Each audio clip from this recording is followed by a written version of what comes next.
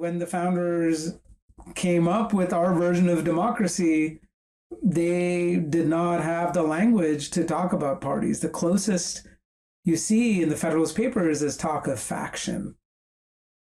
Right? Already you were seeing that there were some differences of opinion that were emerging, but there was nothing in the form of a party. But then subsequently parties arose, and this is a really fascinating story when you look at it. When you ask, how did political parties come about? And turns out that they came about in Congress. Like, that's where the political party system first started. Because you had these members that had their, you had the Federalists and Anti-Federalists, but they weren't parties. They had a general orientation. It was when they had to come together to pass laws, and they found that, you know what? There's a certain set of people that consistently feel like they're voting in the same way across issue areas. And so you started to see the formation of parties, the Jeffersonian Republicans, for example, right, as the start of the party system. So it started as a, back then in America, democracy was an elite affair. You need to be a white male owning property to participate.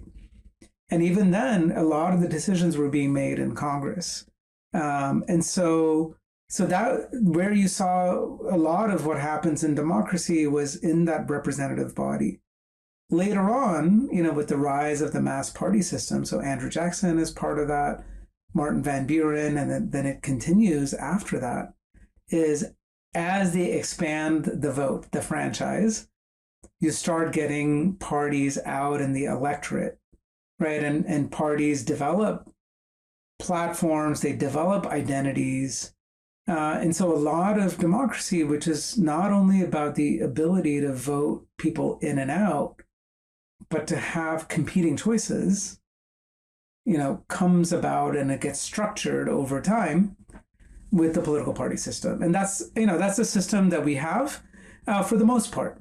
There are places in America, local elections, including in many of these Western states, where local elections are nonpartisan elections. You do not have a party label that is attached to the person. And so, so then people try to use other ways to figure out who they're going to vote for if they don't have a party label to figure out where you might stand on an issue.